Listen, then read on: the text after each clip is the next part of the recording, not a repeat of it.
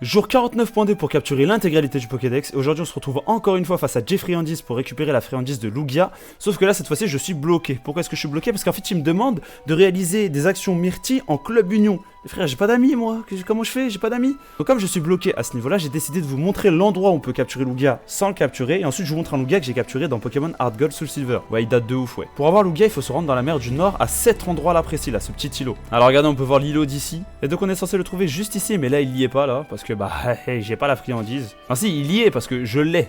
Et donc voici Lugia qui a un flow de dingue, hein, faut pas se mentir, même s'il a des mains à la place des ailes. Il a un petit flow Lugia. Tellement les épaules, oh là là, ça se voit, il fait des dips de fou lui. L'étymologie de Lugia est assez compliquée, carrément je suis choqué, je suis assis sur ma chaise. Apparemment ça viendrait du mot grec argouros, qui veut dire argent. Et en japonais en fait ce mot il s'écrit arugirosu, avec un accent bien français tu connais. En fait ils ont pris ce mot là, ils ont fait un anagramme et ça fait Lugia. Donc en fait c'est Lugia mais c'est argent. C'est une référence à Pokémon argent. Hâte de voir l'étymologie de oh oh. Et du coup les gars, Lugia en stratégie, qu'est-ce que ça donne? Déjà il a un double type horrible, vol psy, c'est nul.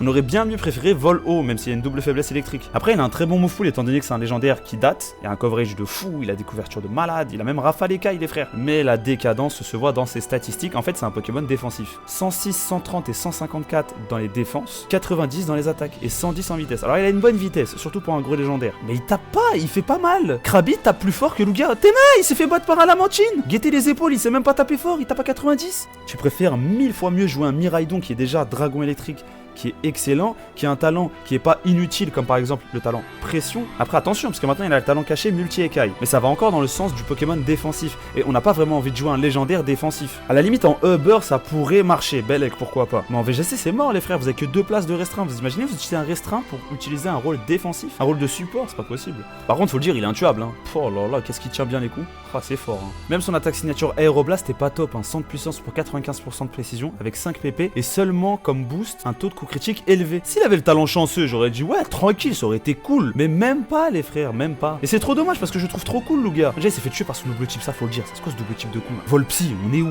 Volpsy? Bon, je vous lis la description de son jeu d'origine Pokémon Argent. Il est supposé être le gardien des 7 mers. On raconte qu'il est apparu une nuit de forte tempête. C'est nul, franchement celle de Or elle est mieux hein. Il paraît qu'il se réfugie au fond des océans car son pouvoir est beaucoup trop grand. Merci à tous d'avoir suivi cette vidéo, c'est bientôt la fin de la 2G, il reste 2 Pokémon et demain pour le jour 50 on fera Oh oh. Ciao ciao.